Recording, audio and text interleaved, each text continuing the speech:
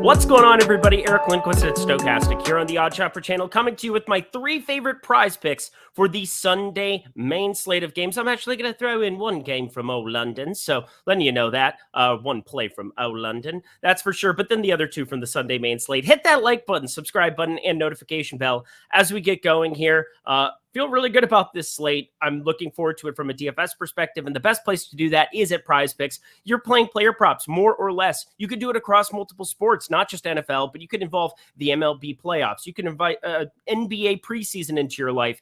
Esports, no matter what it is, they can offer it up for you over at Prize Picks. And yeah, let's just get to it, shall we? Make sure you get $100 first match deposit bonus. That's what's up in that corner that way. $100 first match deposit bonus. If you deposit 25, you'll get 25. Deposit 100, get 100. Use promo code Stokastic when you do that. Stokastic. Look at that. I can spell. Let's do this, shall we? First play, AJ Dillon over 53.5 rushing yards. This is too low.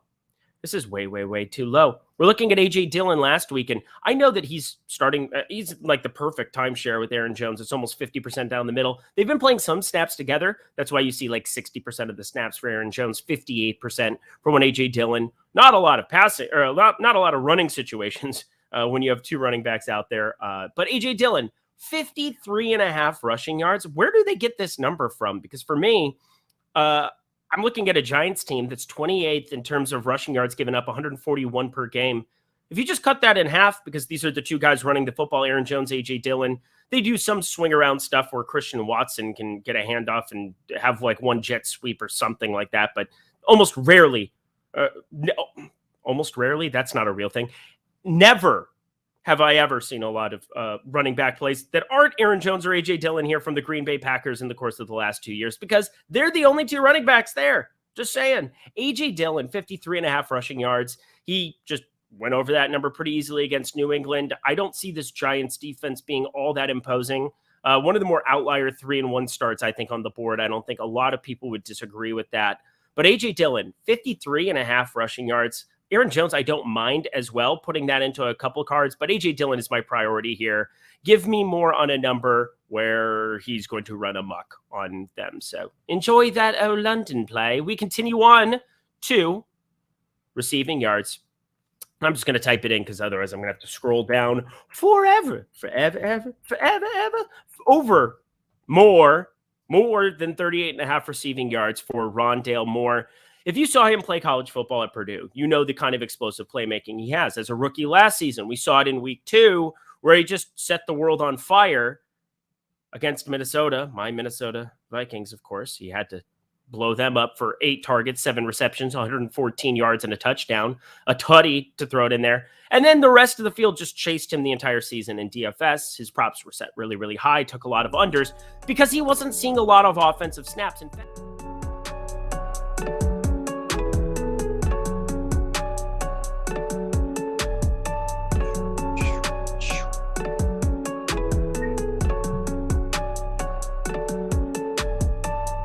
Home Alone soundtrack stuck in my mind.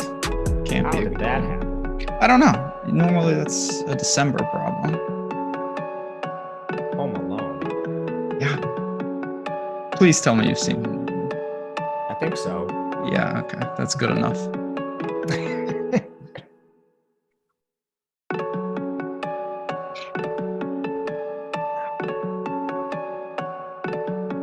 Good morning once again, Saturday, 11 a.m. Eastern on this beautiful October morning. Week 6 college football is upon us here at Stokastic. We've got 14 games to get through in 56 minutes. It's going to be no problem. We are trained professionals, at least one of us, and that would be Matt Gajewski. I am Ben Rasa. It's a lot to get to. Interesting slate, big time totals. What stuck out to you before we dive into these games? I always like to get your theme. I saw a lot of high totals on this. There could be a lot of points today. I think the biggest thing to navigate today is late news. We've had a lot of it, and I don't think we've had a slate quite like it this year. So how you navigate the news, I think, is going to be important. And we have some injuries in the later half of games that could give you some pivot opportunities if you find yourself behind. But I think those are the biggest themes right now. No doubt about it. We're going to talk about our friends at No House Advantage sponsoring the show as well. But let's get into these games and start tackling them. We're going to start in the SEC. We've got Missouri. We've got Florida. Gators 10.5 point favorite, 54 point total. Missouri almost pulled off the upsets of all upsets against Georgia. Couldn't quite get there. What do you see from them here? It's a big slate. So do they crack the lineups? There's a couple things with Missouri. First of all, they are fairly fast, and they've been funneling their targets really to just one player in Dominic Lovett. He's warming up right now, coming into the game as a game time decision. He's averaging 7.4 targets per game and 91 yards. Nobody on the team has more than 26 yards, even their 5-star freshman, Luther Burden. He has a lot of targets, but he's basically just getting targeted at the line of scrimmage. Lovett at 3.8K is somebody you could look to as a value piece. And I don't think he's going to go under-owned. He was in some optimals, so I think people are still going to play him. But to me, I think it comes down to, do you play Lovett or do you play a guy at a similar price range on an elite team total? So Missouri's kind of a team I'll be avoiding today with how many good spots we have. Yeah, I mean, you mentioned the team total average at best. On the other side, Florida, of course, as a double-digit favorite, has a pretty healthy total. We know Richardson can move. Stacking could, I guess, be an issue. If you go to him, what would you do? Would you run him naked? And how do you break down the rest of Florida's offense? Yeah, I think you can definitely run him naked. They're actually passing a decent amount, more than you'd expect a Florida team that has Anthony Richardson at the helm. They're passing 48% of the time. He had a 400-yard game against Tennessee, so maybe he's turned a corner as a passer. I'm a little skeptical. The biggest thing with Richardson is his rushing output is kind of ping-ponging all over the place. When you look at designed attempts, 1 rush attempt, 5, 13, and 1 in the last 4 games. The one was against Eastern Washington. But the other one, 3 weeks ago, he had 1 design rushing attempt. That was in a competitive game. So I'm not confident in his rushing ability right now. I guess I shouldn't say ability, his rushing workload, which makes him very hard to play in DFS when there's a lot of alternatives. But if you do give him the full rushing workload, he projects fairly well. His targets are all really cheap. And with the elevated pass rate, these guys could be sneaky. I think it's pretty clearly Justin Shorter or Ricky Purcell. Justin Shorter leads the team in targets and receiving yards. He's the cheapest of the 3. So I would just go to him as a pivot off of like Kincaid and Lovett and some of the other guys in this range if you want to play a Florida guy. Anything in the backfield? Negative. That's a tough scene. Didn't bet this game either. We'll talk about some of the betting that we got. That's mostly over on the Odd Shop or YouTube. You guys know that already, though. This is a game I did bet Tennessee. I do like them. Not my favorite bet in the world, but they're a 3-point favorite in LSU. Kind of a weird game, but a big total, 64.5. Tennessee is a super fast-paced offense. They've been a staple of DFS lineups for quite a while. Got Hendon Hooker at 8,100. You've got Tillman still hurt, but you've got Hyatt and McCoy and these guys. Where are you finding yourself in terms of exposure to Tennessee today? I think you can play any of the starters really on this offense because their total's so good in this game environment's elite. 64.5 total, pushing 65. Tennessee's 3rd in pace. LSU's 35th. Neither team has particularly good defenses. Tennessee's hemorrhaging production on the back end via their secondary. So Anthony Richardson passed for 400 yards again. And then LSU, they're definitely not scary, and they're really banged up in their secondary and up front. With that team, Tennessee, that is, you can certainly get to Hyatt in stacks. Brew McCoy saw 7 targets without Tillman last week. He's still been really inefficient. And Ramel Keaton stepped up into a full-time workload. I think he continues. He only saw 3 targets in that game without Tillman, but he already is just 20 yards behind Brew McCoy on the year, and he's only played limited snaps the whole year except for the 1 game. So I think Keaton's a fine GPP play if you're looking at cheap pivots off of some of the chalk, and he makes a lot of sense in stacks. With the backfield, you're always going to get some leverage by playing Jalen Wright or Jabari Small. They're in a timeshare. It's like 60-40, 70-30 in favor of Small. But if they end up scoring the touchdowns instead of them coming through Hooker in the pass game, these guys are always unowned. So I'm semi-interested there, but I'll be playing a ton of Hooker, a ton of Hyatt, Tillman, and McCoy in my stacks. What about Keaton? And Keaton too, sorry. Okay. Can't leave him out. He's viable too. He's an awesome play. On the other side, it's an interesting situation because LSU's in a competitive up-tempo spot at home. Jaden Daniels, I mean, mobile for sure, but a little banged up. Are you kind of scared to go to him today, or do you think that risk is potentially worth a massive reward if he is okay? A little bit scared. I think he's risky because of that. He's entirely reliant on his scrambling. If you look at his rushing output, it's mostly coming on scrambles. He actually doesn't have a lot of designed attempts. In the last 4 games, he has just 11 designed rush attempts, but he has 30 scrambles on the year. So this guy's dropping back to pass, not making his reads, taking off running. teams haven't effectively spied him all year. I would just love to see Tennessee put one guy, spy Jaden Daniels, and you essentially stop the entire offense. With that said, we don't know how healthy he is. He got an MRI on Monday. He's going to play through it. If that negatively impacts his rushing ability at all, he's basically going to be a stay away play, even in an awesome environment. Hasn't shown the ability to pass whatsoever this year. And when we look at the other players in the offense, they run a nasty rotation at receiver. They somewhat narrowed it. Kayshon Boutte and Malik Neighbors are running the most routes among receivers, but Boutte's been terrible. He doesn't even have 100 yards in the year yet. Neighbors leads the team with 290. That's far and away the most, but it's only about 50 yards per game. The player who's actually seeing the most routes is Mason Taylor, their tight end. He's up at 90% in recent weeks. Target counts of 6, 4, and 7 in the last 3 games. Not explosive. You wouldn't really expect that from a tight end, but he's on the field every single play, and he's getting a good target share. At the stone minimum, I think that's worthwhile in tournaments, especially if you're using Tennessee side. Anything in this backfield doesn't really stand out, but is there something that you're seeing for a pay down option for the running backs? There's 3 things I want to say. First, they've had a different leading carrier in 3 straight games. Second, Josh Williams led last week with 17 carries. He was pretty inefficient on them, but nobody was efficient in the backfield. So I don't really see any reason it changes outside of just the whims of Brian Kelly in this offense. And last, if you play a min-price running back, my question is, what are you going up to? You're foregoing one of the elite running back plays on the slate, and we don't really have many stud receivers. If you take this approach and you play Josh Williams, you're essentially locking yourself into Marvin Harrison, Ibuka from Ohio State, or maybe Charlie Jones. But outside of that, there's no good receivers. So I don't even know why you would play a cheap running back. You're not even getting value from doing that. Anything else for this game? I don't think so. What did you see anything else? No, not really. I mean, it's very hard. I was not impressed. Maybe this is recency bias with LSU. I watched that full game. They should have lost to Auburn. They're actually really fortunate to win that game. I think that Daniels, even if he's limited in some capacity, it's going to have a crippling effect on this entire offense. I think Tennessee's going to get the job done. You mentioned those receivers. That's where I would focus. I think that's where the field will be focused, though, as well. So I'm with you there. We got a lot of people in here. I'm going to ask for likes right off the bat. Let's pump it up. Let's get it. We'll breeze over 50, no problem. But I see all the regulars in chat. You want to support us, hit that like button. Certainly helps us out. We stay in the SEC. Arkansas and Mississippi State, 9-point favorite in Starkville, 57.5-point total. Styles make fights. I don't know how Arkansas is going to slow this passing attack, but let's start with Arkansas's offense in their own right. KJ Jefferson and co.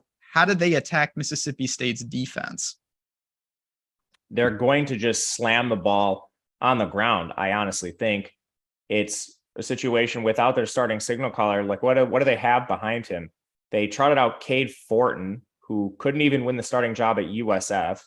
And Malik Hornsby seems to be very disgruntled. I don't know if they rotate, if they play Fortin, if they play Hornsby. So there's no consistency there. It's a run-heavy team. The target share is not condensed. It's spread pretty wide. So all of the pass catchers are basically unplayable, except Matt Landers if you want to go to like a stone min guy. And maybe you could use a contrarian Raheem Sanders. There's a lot of really good running back plays on the board this week. But Sanders has a similar workload to some of the expensive guys. The game environment's just a little questionable, but I don't think it'd be surprising to see Arkansas lean even more on the run in this case. It does seem like that would kind of be the move, because on the other side, Mississippi State's a sizable favorite, and they're really a one-dimensional offense, but it's not easy to stop. In fact, it's incredibly difficult to stop with Will Rogers in the passing attack. Do you see yourself going to some of these Mississippi State onslaughts where you have Rogers and some pass catchers? Not really, and it's because of the way they've rotated their receivers. First of all, their implied team total is 33. That's actually lower than about 6-7 teams on the slate. Will Rogers has no mobility, so he's highly dependent on the 300-yard bonus, which he gets most of the time. He averages 342 yards per game. But he's more expensive than Dugan, Daniels, a lot of quarterbacks that we can play with confidence. And who do you play him with? Yeah, that's the real question here. Right now, Caleb Ducking leads the team in routes. He's at about 69% on the year. Last week, he dropped down to 40%. Nobody else is above 50%. So you have a situation where nobody's commanding targets, nobody's commanding routes. It's really hard to decipher. their leading target getter, Rufus Harvey, has a 14.9 target share on the year. So you can't even confidently stack him. If you do decide to go this way, I would just play the cheap guys because there's very little separating, like an Austin Williams, Jameer Calvin, Jaden Wally from Rufus Harvey or ducking at the top. Do you have any interest in a guy like Dillon Johnson in that backfield who is part of their passing attack? And certainly not that they run the ball a lot, but when they do, he's heavily involved. On a weaker running back slate, I would, but I don't think there's any upside with him today. Anything else from the spot? Not really. It's a game I thought I'd like a lot more, but honestly, the way things have broken, taking a 57.5 total here doesn't make a lot of sense. I think you could get much better spots later on in the slate and in other games. We go to College Game Day in Lawrence. What a world. A 68.5 point total is upon us here with TCU going in to take on Kansas, the dream team. TCU is a 7-point favorite. They're also a wagon, as you would call them. They're just a straight juggernaut. Love this team. Been betting them a lot. Dugan has full control. They absolutely dominated Oklahoma. Everything was working. Dugan was running wild. He's 7,200. Let's start with him, and then we'll get to Johnston and Barber and Davis and all the guys on the outside. Yeah, with Dugan, I think you can play him by himself, first of all. They're going to rotate receivers. They actually run 4 wide a lot, so I'll play some by himself. I'll stack him in some. He's highly mobile. Don't expect 100 yards on 5 carries again. That's definitely an outlier, but credit to the Oklahoma defense for that, by the way. But Dugan, he is very mobile, so you can play him by himself, no problem. His wide receivers, tricky, kind of. Quentin Johnson, I thought, would get a bigger discount, but he hasn't. He has just 114 yards this year. He still leads the team in targets. So I think he tentatively is the wide receiver one, and we're dealing with some small sample variance, but they're also using Savion Williams. He's second on the team in routes behind Johnston. Barber and Davis were part-time players, but they both eclipsed 60% of the routes last week. So I think you can start mixing them in too. The problem is they're all 5K and above with the exception of Savion Williams. And Savion Williams is the least target. It's just 10 on the year. So it's tough to stack Dugan. I am still doing it because the team total is so good. And then in the backfield, Kendry Miller leads what looks to be a timeshare. It's always going to be a spot where Kendry Miller handles like 60% of the work. And then DeMarcado, Amani Bailey, these guys mix in for whatever's left. But Miller tentatively leads it. He just doesn't have like the 20 touch upside that a lot of the other players have on this slate. So I think you're still dealing with some opportunity cost. On the other side, this is definitely the toughest team that Kansas has played. No doubt about it. But Jalen Daniels has just been awesome. There's no doubt about that. He's sub 7K here. When you look at the quarterbacks, and you're going to get 2 of them, is he cracking those lineups, or is there just so many guys in that same price range that he's kind of on the outside looking in?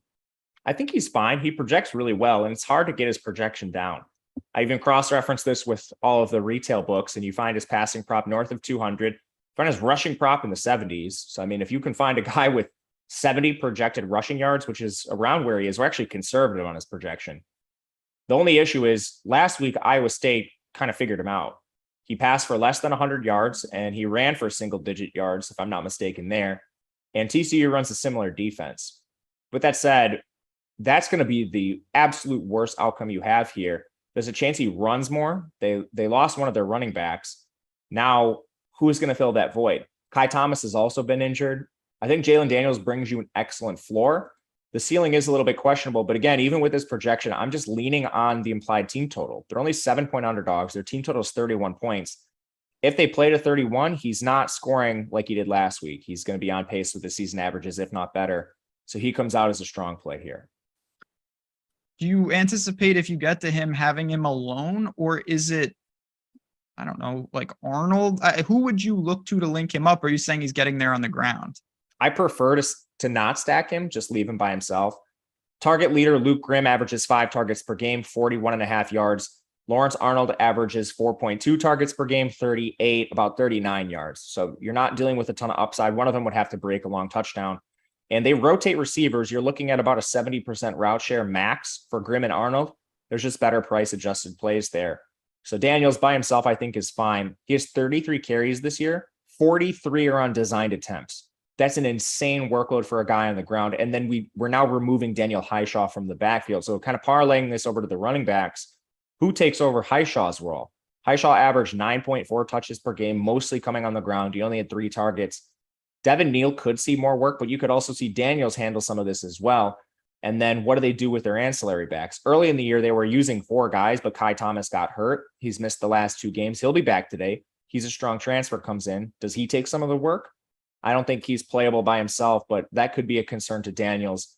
Overall, I'm trying to just poke holes in him, but it's kind of hard to do so.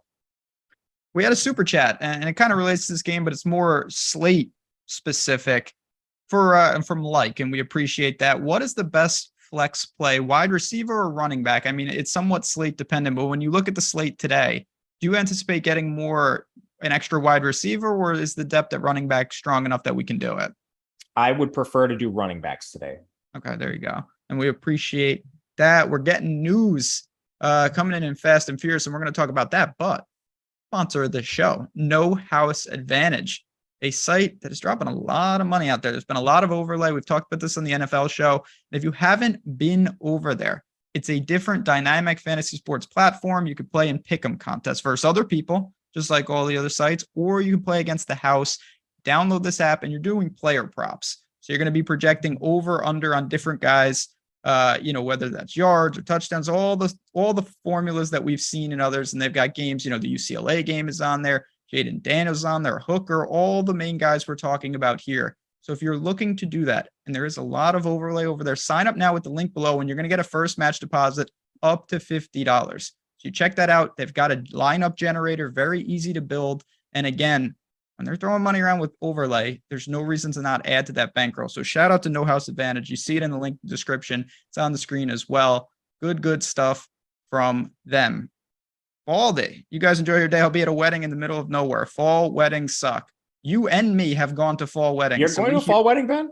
No, I was at one like 3 weeks ago, though. I hear you.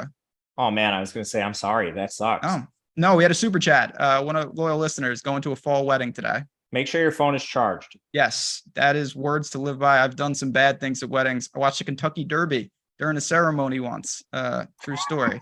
It was quite a scene. And then the horse got taken down, and it was really that was a real wild one. But that's another story for another time. That's to the amazing, Red. Ben. Yeah, it's true. Maximum security. Texas, Oklahoma, Red River, whatever they call it. 7.5-point favorite for Texas. Both quarterbacks banged up, coming back, not coming back. Let's start with Texas. Quinn Ewers, what are we doing there, and what are we doing with Texas in general? Quinn Ewers, I think the impact is more so for the pass catchers, not so much Ewers by himself. He's really tough to evaluate still because of the limited samples. You're essentially working against a cupcake opponent and then less than a half of football against Alabama. He plays for Texas. He's only carried the ball once. It was a sack, which, in college football, those count as carries. So he is -9 yards. He was supposed to be semi-mobile coming out of high school. We just don't know. And then the passing upside, we just don't know. Texas has a 49% pass rate, and that's been largely without him. You could stand to reason that would improve a little bit. But then, they also have Bijan Robinson, so I don't think it's a given that happens either. What we can say is this game is super fast. Texas is 51st in pace. Oklahoma's 4th. And the total in this game is really high. So there is upside for stacking him in tournaments. I don't have a lot of him, but I can see the case to be made. He's also easy to stack. Number 1 is Xavier Worthy. He's affordable. He's one of the few receivers I'm willing to pay up for today. Mid-price, you have Jordan Whittington, who's, $400 less than Worthy. I'm just finding the salary to play Worthy. And then Jatavian Sanders, who's a tight end, but he flexes out in the slot sometimes. He's a big body athletic player. Caught a couple touchdowns last week. I think he's fine near the stone minimum. He's 3,500. Then if you want to just pivot off the passing game, Bijan, he's not going to be as owned today because you have cheaper Corum and Richardson and Judkins and Charbonnet. There's players with the same touches as Robinson at a cheaper price. So he could be some leverage here. The one thing I'll say is be careful with your expensive backs. I don't think the field is playing them correctly. Do you anticipate having any scenario where you play Ewers and Bijan together? No. Okay. So it's going to be a one or the other situation. Clearly, we saw what TCU did to Oklahoma's defense.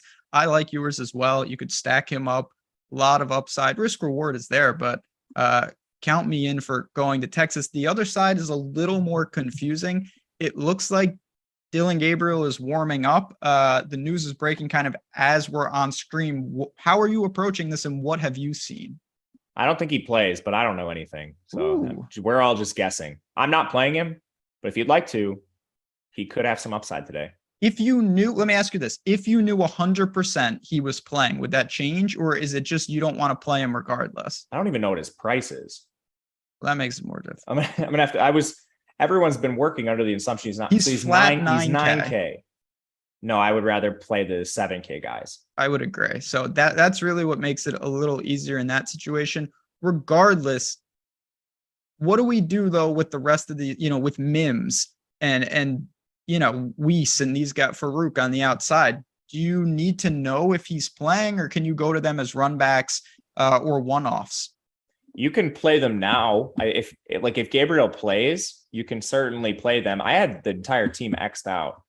So, I'm not changing anything now. I just don't have the time as we're on the stream. So if you guys on the other end want to do this, you can. I think they're much better plays now. No one's going to own them. It's just live on the stream. It's not feasible for me to change my lineups and add him. Yeah, we still don't know. He's out there. He's warming up, but that's all we know. I haven't seen any confirmation that he's 100% playing. So think about. I don't know anything about concussion protocol. When they're at the end stages, are you allowed to practice with your helmeted pads on? I don't know. It seems like if you're able to do that, you would be able to play. That's my guess. But again, I'm certainly not a doctor, and I don't know anything about concussions. I pretend to be a doctor, but I don't actually know what I'm talking about. So it's tough. Marcus Major warming up as well. I don't think that does much, to be honest. Me either. The one thing I'll say is if you play Gabriel today, no one's going to have him.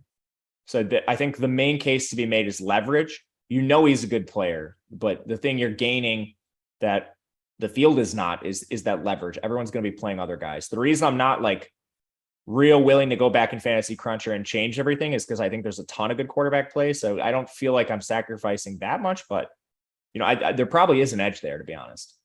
A last question from this game. Would you be okay if you had a bunch of lineups having a Ewers and Gabriel double stack? Yeah, the total's really good. Okay, there you go. I like that too. 7.5 point. It's the right environment for it. So I'm fine with that. Now we get to, we've talked about 1, 2, 3, 5 games. Biggest spread was 10.5. Michigan, 22.5 point favorite at Indiana, 59.5 point total, but the majority of that total is coming from the Michigan side. This is the first game where we have to talk a little about what exactly are they going to be doing in the second half. What exactly is JJ McCarthy going to be doing? What is Corum going to be doing? But will they get there before? And that's what I want to ask you. Where does Corum fall in these running back rankings, and how does Michigan destroy them today? Yeah, Corum's awesome. There's really nothing negative to say about him. He has 29 carries in back-to-back games. So if this game stays closer than we think, Corum's going to see massive work. If the game plays to the spread and the total, Corum's going to have elite efficiency and probably doesn't need 29 carries to get you a nice score. He's about as good of a play at the running back position as you can get. The only thing I'll say about him is he's going to be owned, and there's other good plays too. So you have to navigate running backs carefully and take chalk where you find it to be worthwhile. And Corum, I will say, has a great workload, but about 6 running backs do on this slate. They're not really using Donovan Edwards a ton yet. The other concern with Corum is maybe they involve him more. They use him mainly as a pass catcher. He had 5 targets. That's kind of his skill set anyway. But Edwards, I do think, will take on a little bit from Corum, but they've now shown over multiple weeks that when the going gets tough, when games are close, they're going to ride him. So Corum, completely fine. Any interest in Michigan through the air, or is it Corum or pass? Corum or pass. On the other side, is it just pass? Cam Camper, if he plays, we're not sure about him yet. I think he's going to play. He had a sickness last week, so it's probably just conditioning at this point. He's the only guy you can play. They just target. He's averaging 15 targets a game. Even if Michigan kills Indiana, he has such an enormous floor. 17-point team total is not good, but you mentioned the volume can get him there. I think that's reasonable. It's ridiculous. That really is crazy. A couple questions from chat before we get to the next game. If you were in a tournament on DraftKings, $4,200 or less for wide receiver, Is there a guy that kind of piques your interest there? Is it like a Shorter from Florida? Is it Williams from TCU? Is there a name in the low 4s for wide receiver? Ramel Keaton. Ramel Keaton. Balls, baby. Is there a free square cheapie of the day? Sometimes we get these guys that like the flat min that just simply shouldn't be. Are there any of those that are just like obvious cash builds? No. Okay. There's like 4 guys that shouldn't be this cheap, but they're not like Ramel Keaton shouldn't be this cheap. Jatavian Sanders shouldn't be this cheap. Dalton Kincaid probably shouldn't be that cheap. But I mean, they're not like stone lock of the day. And there's so many of them, like you can pivot around. And we're going to get to two guys that maybe they're not even viable, but there are some cheapies in this next game. And I will say, I think this game is a underutilized game on the DFS slate. Purdue and Maryland. 3-point favorite for the Terps at home, 59.5 point total. Purdue throws the ball all over the place. They made us some money last week, taking down Minnesota, Aiden O'Connell and co. Charlie Jones, I mean, my God. What do you do with him and what do you do with this team? He's probably the lone receiver outside of the Ohio State guys that you feel really comfortable paying up for. He just has a ridiculous target volume. He hasn't seen any less than 10 targets in any game this year. So I think right away he's fine if you want to get to him. Everyone else is kind of difficult. They're using TJ Sheffield a lot more now, Tyrone Tracy, Payne Durham, but they all cannibalize each other. And so much is going through Jones that they're hard to play. O'Connell has no mobility, which is a bit of an issue. He's had negative rushing yards in every season of his career so far, except this one. I believe he's sitting right at 0, which is pretty crazy. And a credit to him. He has taken some sacks. So job O'Connell keeping that right at 0, but running backs aren't usable here. It's just Charlie Jones or pass for me. That's what I was really going to ask you. With no King Doru still, Downing, Maccabi, none of them pique your interest? On the other side, Tagovailoa and co. really could throw the ball, but it hasn't been perfect. You know, we saw them struggle here and there. Played Michigan, though. They've played some good teams. I think this is a pretty good spot, especially because there's so many other teams with higher team totals. The Maryland can get out there and do some things, and Purdue will cooperate with kind of how they play. What do you make of Tagovailoa at 6,700, his pass catchers and everything else on Maryland's offense?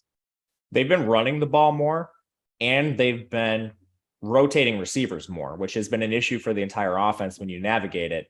So their pass rate dropped from around 60% last year to 53%. That's evident in Tagovailoa's passing numbers. He went from averaging over 300 yards last year. He's down at 282. Might not seem like a big deal, but it certainly does influence his floor and ceiling because he's not the most mobile guy, just 92 yards on the ground. And then Raheem Jarrett's the only one running routes consistently. Jayshon Jones, Dante Demas, Jacob Copeland, Ty Felton are all rotating. So you're rarely getting more than 50% of the routes from anybody else. It makes it easy to stack. If you are going to play this stack, it's Raheem Jarrett or pass. Outside of just like in big tournaments, if you want to like bet on Jayshon Jones seeing more routes out of nowhere, you can do that. It's probably not a viable approach long-term, and I'm not going to be doing it. And in the backfield, they're also playing it whimsically again. Like Roman Hemby led the backfield 3 straight weeks. Then they bring in Antwain Littleton, 19 carries for him to Roman Hemby's 9. Like, I don't know who's going to lead the backfield on a week-to-week basis. Littleton is not your average running back. He came in at 280 pounds. Look at his recruiting numbers, Ben, if you haven't seen this guy. He's ridiculous. But he's like the reverse of Eddie Lacy. Comes in at 280 pounds, and he's cut a lot of weight. Now, I don't know what his playing weight is now, but he looks a lot better. But we're still dealing with like a big bruiser of a back. Like he's not the guy you would profile for 3-down work. I mean, there's no doubt about that. It's an interesting, again, though, I keep saying the same thing. I have some interest here with both sides. I think there's a lot of variance in this game, and it could get going. You mentioned some of the rotation, making it nasty, but like a guy like Littleton, I mean, as a cheapie, you are okay going there? No. Okay. No, I'm not. If you had to pick one, we did have a question, and I know you don't seem high on either. Maccabi or Littleton? Littleton. Okay. Interesting. Anything else from this game? I don't think so. Oh, You'll man. see there are some really good games to target. We already talked about one in TCU, but there's some really good ones. I assume that the next quarterback that we're going to talk about is not the answer in Mr. Robbie Ashford. today. I don't think he's going to be cracking the lineups. Why? Because they're playing, not only are they playing Georgia, which is never good, I would assume that they're playing a quite angry Georgia because they've been just not paying attention. Kent State was moving the ball, 49.5 point total. Is there a single person on Auburn that will be in any of your lineups? I don't think so. I think the best play would be Coy Moore, but there's just opportunity cost playing a guy like that. I would rather go elsewhere. Yeah, I don't think you should be messing around with Auburn and their 10-point team total. It's going to be bad. Georgia could be out for blood today. That is pretty rough. It's pretty rough. My goodness. What does that do to Stetson Bennett and Bowers and these guys on the other side? Auburn's no good, but are there just too many other teams to target and you don't want to mess around with the game with a sub 50-point total? Yeah, for the most part, that's the case. Stetson, I think, does have some upside. Georgia's total is awesome. Like, we've got Auburn projected around 10.5 points based on their team total. Georgia's at 39. But when you're dealing with spreads north of 28, around 30 points, you have to ask the question, one, do they play the whole game? Two, do they change their game plan? You know, like Georgia's going to go through a tough schedule. Auburn's on the easier end of SEC play. So do they show everything? Do they actually air it out with Bennett? They've increased their run rate a little bit here, but I was kind of surprised to see them passing the ball 50% of the time to start the year. Bennett is averaging over 300 yards. And in last week's game, he passed for over 300 yards. They just kicked a bunch of field goals and he didn't throw any touchdowns. If you had even like 2 scores there, Bennett's going to put up a really good game. So for tournaments, I think you can go back to him. The problem is, who do you stack him with? He only has 42 rushing yards, which isn't great. Bowers would be the guy, but they've shown a willingness to ease off his routes in competitive games. Same with Ladd McConkey. And it's already a nasty rotation, and the same can be said with running backs. So this is not my favorite game. Yeah, the running backs for Georgia for years now have just been a perpetual timeshare. It's really difficult. Bowers makes a highlight reel play every single week, but it is tough to get to these guys. And Stetson Bennett is priced pretty premium, I would say. He is. Like, there's just so many quarterbacks. A little cheaper. I didn't bet this game. I don't think you bet this game, did you? No, I did not. Sorry. Okay. No, didn't. That's all right. Here No we bet. go. You did No bet bet this for game, me. though, didn't you? What game? Utah and UCLA. I did bet UCLA. I sure did. They're taking money too. It's down to 3 in a lot of spots. It was at 4.5. Utah is the favorite, though. They're going into UCLA and that noted home field advantage for the dozens of people that show up and cheer on their Bruins. But for Utah, this is a team that they can't get out of their own way early in the season. Got knocked off by what I think is a pretty bad Florida team, to be honest. But Cam Rising is there. They did lose some guys, particularly a top pass catcher on the outside. What's left for Utah, and how do they go about exploiting UCLA's defense? Cam Rising's interesting, largely because he's mobile, but they have cheap pass catchers. And the one guy who I think a lot of people are going to play is Dalton Kincaid. He was actually like pretty good in the offense even before the Brant Keithy injury. He's had multiple games above 7 targets, which for a tight end is awesome. Flexes in and out of the slot. He's averaging 5 targets per game and 51 yards. And now Keithy was their target leader. He's vacating a massive target share. So theoretically, a lot of that will go to Kincaid. They don't really have reliable receivers. He's their number 1 pass catcher, and he's 4,400.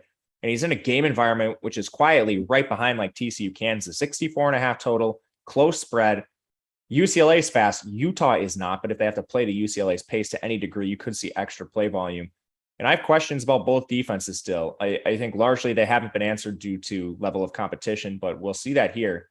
And I think this is the toughest game they both have played to this point, with the exception of like Utah. Maybe Florida's a better opponent, but I'm not willing to say that right now. So it's a tough game overall, but I like that it's close and I like their shootout ability. I think it's pretty easy with Utah. You either play Rising, you play Kincaid, or you play both. I'm with you. I'll point out that Rising's prop over on No House Advantage, 236.5 passing yards. I think there are scenarios where he goes over that. This is a decent game to get out and get going. So definitely the hardest opponent for UCLA. I don't think there's any doubt from that. I don't really think Washington is that good. And this is a totally different scenario for them. So how do you think DTR and this rushing attack will fare against Utah? Because Charbonnet has been awesome. DTR has been amazing. I just don't know if they can do it against Utah. I think they can have some success against Utah. They've shown some cracks. I mean, Florida moved the ball fairly well against them, so that's positive. And the rushing attack has been so dynamic with DTR and Charbonnet involved. They're both priced, I think, fairly appropriately. I think you could say Charbonnet is a little bit underpriced. His workload is monstrous, and he's really involved in the pass game too. So he's a guy in particular I'm trying to get to today. He was injured throughout part of the year, so his numbers aren't quite as high as maybe they should be. Like if you look at per game averages, it's just 19.3. In the hyper competitive games, he's seeing far more than that. Last week, he had 22 carries and 4 targets. So he's easily exceeding 25 touches in competitive matchups with a really high target floor. He's averaging 36 receiving yards in games he's actually played and finished, which is pretty high for a running back. Charbonnet is underpriced here. The only issue is they're slight underdogs. So if it plays to the spread, maybe negative game script affects him. But again, involved in the pass game. So not real worried about that either way. And again, a 64-point total in a competitive game. I think this one is something that you can really look to. Both these offenses, I think, will have some success.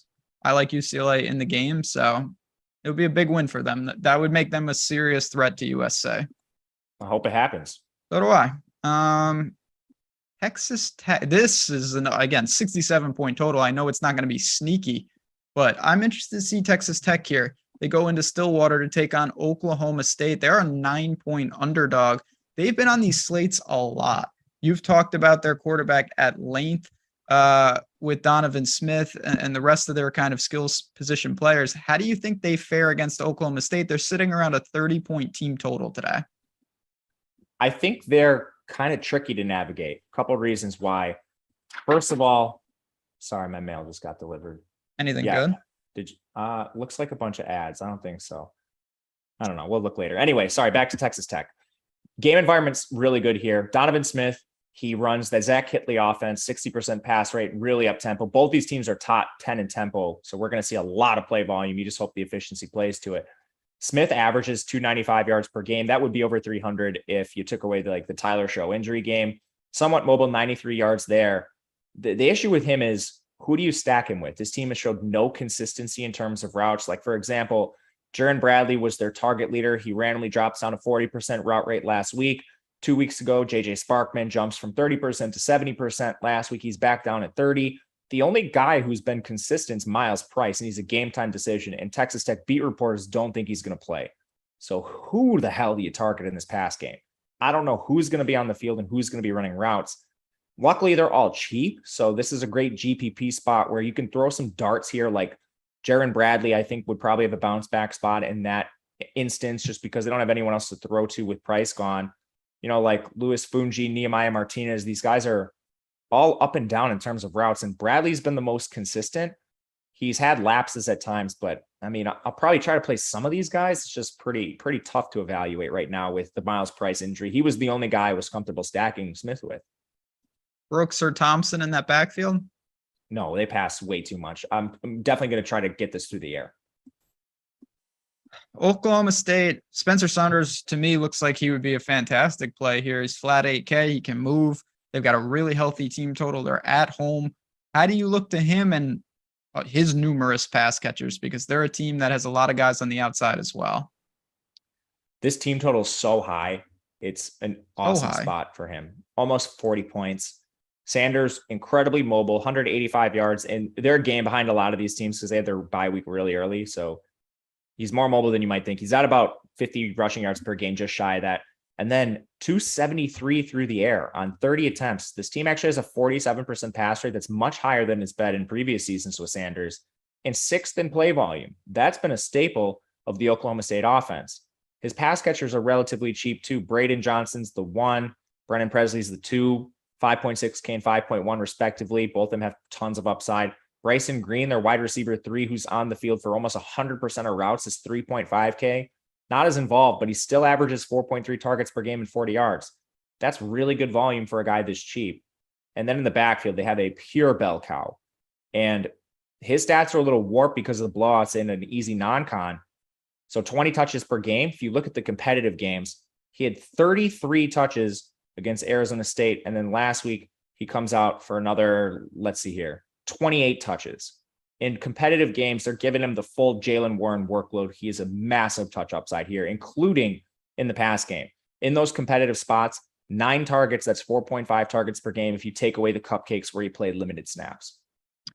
We had a question, actually, two questions kind of tie into the same one about a flex play under 3,600. And in that same vein, Xavier White for Texas Tech seemed to get that bump when price went down. Is that a cheapie that you could explore here, 3,400?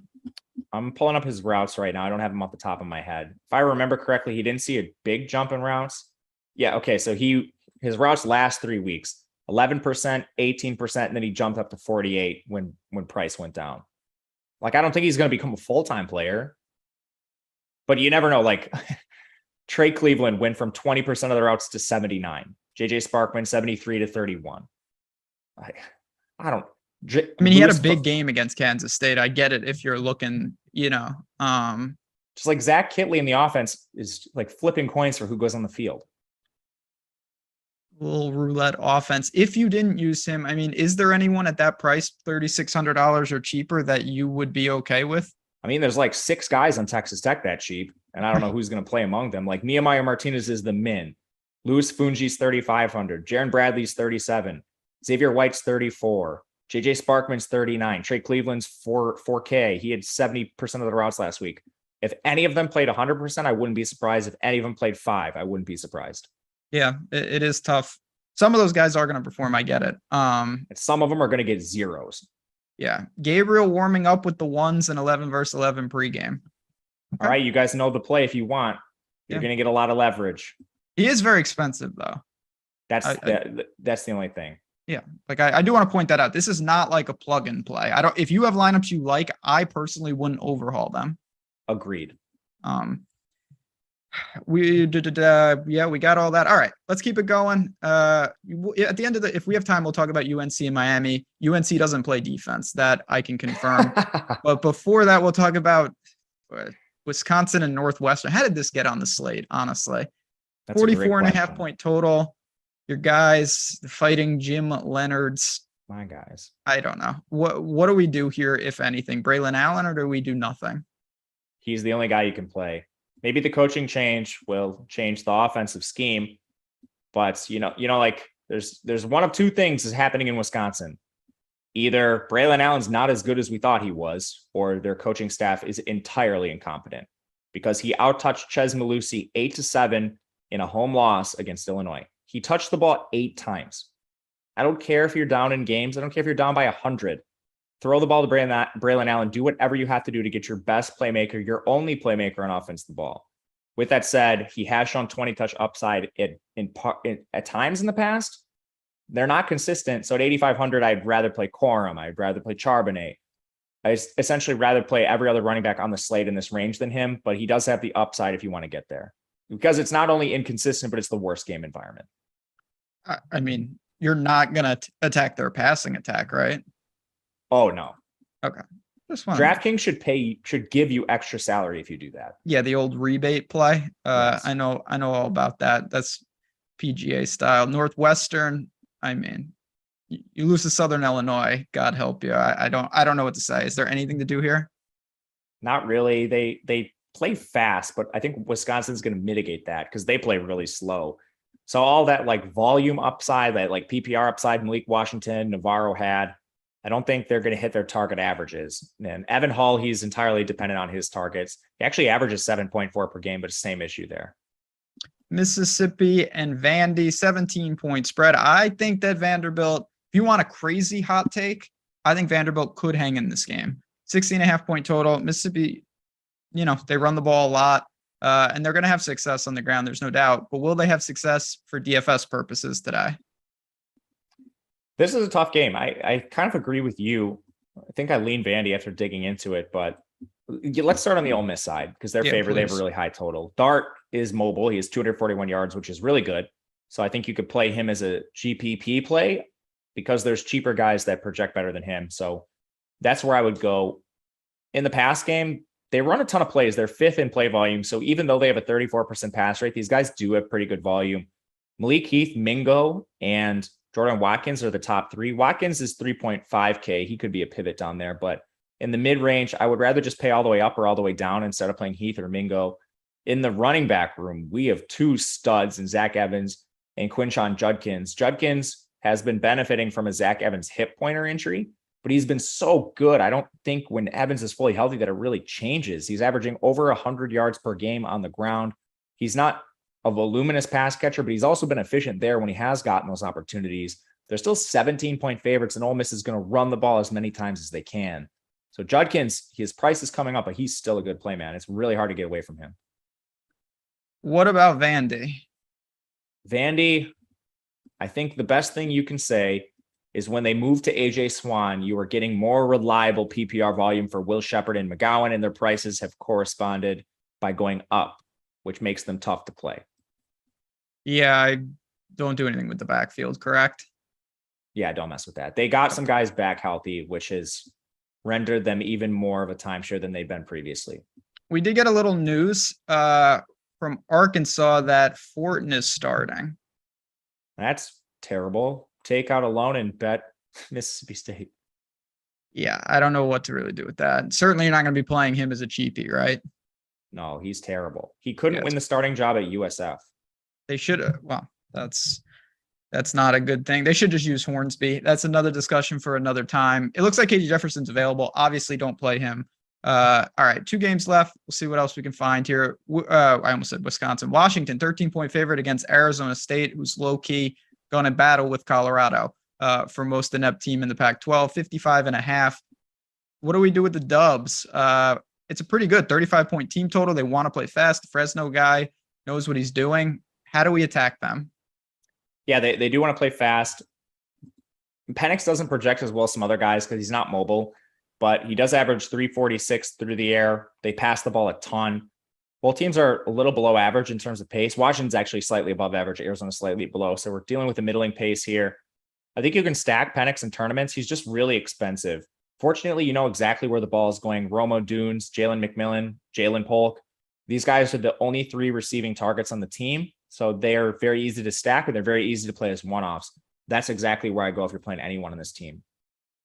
On the other side, I mean, Arizona State already got their coach fired. Then I think they saved a couple coaches so they could fire more people later. They fired everyone, I think, that can be fired. So they're stuck with this group. Is there anything to do there? Certainly Daniels is not their quarterback anymore. Emory Jones is very mobile, but he doesn't really throw the ball at a prolific rate. How do we go about this? Yeah, and that's the thing. They're not even using him on the ground. His designed rush attempts have been pitiful. So I don't think you can even go to him in that regard. To me, this is just a team you X out.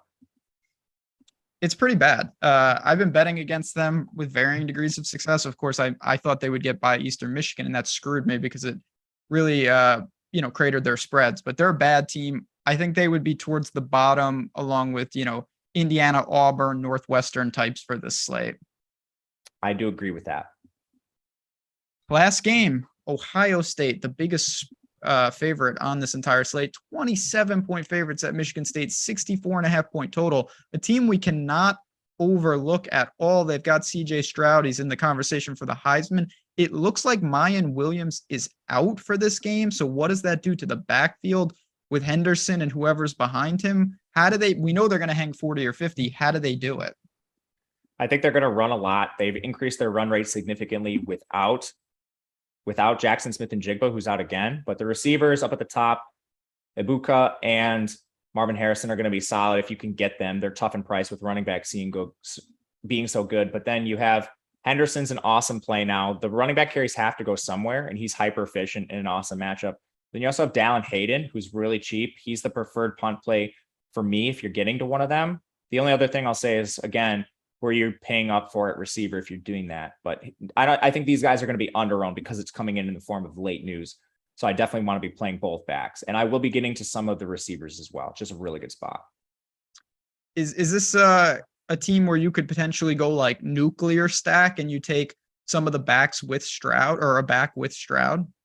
Normally, I would say yes because their team total is so high. But in this slate, I'm a little worried about opportunity costs because you have so many other enormous team totals too. You really do. All right, we have one question, and then we'll talk about Michigan State. Gross. Better running back play on DraftKings, Judkins at 6.4K or Sanders at 6.2K? I prefer Judkins. I think I do too. On FanDuel, Henderson or Gibbs? Gibbs. Gibbs is too cheap on FanDuel. Yeah, and they're another He's team really cheap that's over going to be there. quite angry. Let's round it out, and then we'll have a couple minutes for questions. Michigan State, they are the sacrificial lamb here. It's going to be pretty bad. 19-point team total. I mean, is there anything in runbacks that you would look to, or do you just say don't even mess around with this team? They pass the ball a fair amount when they're forced to, and Jaden Reed's the cheapest he's been all year. He's cheaper than Kean Coleman. He finally looks somewhat healthy. He had 12 targets to Coleman's 8 last week. So I'm fine with using him in runbacks if you want, or even as just a one-off play. I don't think a lot of people are going to play Jaden Reed. Ooh, all right. Not too bad. 4 minutes and 40 seconds left. Let's push these likes over 100. I know we got to a bunch of games. Brief thoughts, my friend, on Miami and North Carolina. Drake May has been unbelievable. Miami, my guy, Mr. Van Dyke, is on the verge of being benched. What do we do with that game if you're over on FanDuel? Oh, Drake May is so sick. And now he gets that Miami secondary that got torched by Middle Tennessee. Yeah. Many Can't wait for 99-yard Drake May today. touchdowns. The only thing with him is he's so expensive. So you have to navigate the opportunity cost, but Drake May is an awesome play. Is there anything on the Miami side? Because North Carolina's defense is terrible. They use a running back rotation. They don't play consistent receivers. In my opinion, it's the UNC side, like May, Downs, or bust. All right. Couple questions, and then we'll call it a day. FanDuel, Travion Henderson or Richardson? Henderson. Love the GPP upside with him there. We got a super chat from Tyrone. Appreciate that. Best cheap value wide receivers. At one of the volunteers, how do you find yourself paying down at wide receiver? I prefer Keaton. Keaton. Okay, that's a name that's come up a lot on this show. He's a wagon. He's a wagon. He plays for a wagon team, and that's nice. Is Corum a must play today? I wouldn't say I don't think anyone's a must play, but he's a very strong play. That's exactly how I would phrase it. Watching the Kentucky Derby at a wedding, that's classic. Hope they were at least serving mint juleps. They certainly were not. But I wish they were as well. 5K leading back for Purdue. Only do it if you need the value. I'd agree with that. I don't really have interest in Downing. Same. All right. Richardson, Dugan, or the KU Jayhawk Daniels? Richardson, Dugan, or Daniels? Yes. Dugan. Yeah, I would say Dugan as well. Best wide receiver under 4,500. Kincaid. You like him quite a bit today. Yeah, he's in an awesome game environment. He's their target leader. It's a really good play. Miller time with TCU. I think he's so efficient. Don't disagree. He could have a very big game today. And I hate to be that guy, but Kansas is going to get exposed today. They're an amazing story, but they are going to get exposed. Ballard or Stover? Stover. We didn't really talk about, Quentin Johnson that much. Do you think this could be the game where he's needed a little more? I'm playing him in Showdown, so I hope so. But, I mean, they haven't needed him to roll really good teams. That's true. Who does Keaton play for? He is on Tennessee, one of the guys that's going to have to step up in Tillman's absence. I think Tillman will be back sooner rather than later. So he's supposed to be back next week. Well, they're going to need him for what? I mean, they might need him today and he won't be there, but anything else that we need here? I haven't seen in terms of the injuries. We kind of know what we know, with a guy like Lovett, he was warming up. It looks like Gabriel is going to play. KJ Jefferson is not starting. Anything else that you're going to monitor for late swap purposes if the game isn't at noon? Miles Price. If he is, I'm sorry, go ahead. No, you can go ahead. Okay, I was just going to ask you, if Miles Price is ruled in, will you just short kind of your exposure to the other guys, or will you actively target him? I will probably just short my exposure to the other guys. Okay, that makes sense. Corum and Camper, so a little connection in the game, or Judkins, Egbuka. Judkins. Yeah, I think I'd go to that side as well. 5,800 DK flex spot. 5,800? 5,800. Braden Johnson, probably. That's a tough range. Let's see what I can maybe Brew McCoy. You're going to leave like 600 on the board, I think, if you do that. But yeah, I don't see it. Well, he's 57. Oh, never mind. Sorry, I thought it was 51. Yeah, but nah, I mean, I hear you. It's not. I don't love that price for him. All right, let's end it with this. Great show as always. We appreciate you guys. It's been an awesome time as always here. Many games up, many games down. If you have more questions, and I know you guys will because news breaks, Matt_Gajewski. Follow the man on Twitter at JazzRazDFS. You can follow me as well. And if you want access, hop in our Discord. The first week is 100% free. It's free. Premium Discord. You can get in there, you join, you say what's up. Find out how to do that and get in. We want you as part of the team. And again, thanks to No House Advantage, they are powering the show, and you get that $50 by signing up using the link below. But we're going to bounce on out of here. We're officially at lock. There's a million games to sweat at noon. So for me, for Matt, for third part and third member of the team, Mike behind the glass, thanks as always, everyone. Enjoy your Saturday. Good luck. Let's make it a profitable one. And we'll see each and every of you next week for another edition of Live Before Lock here at Stokastic.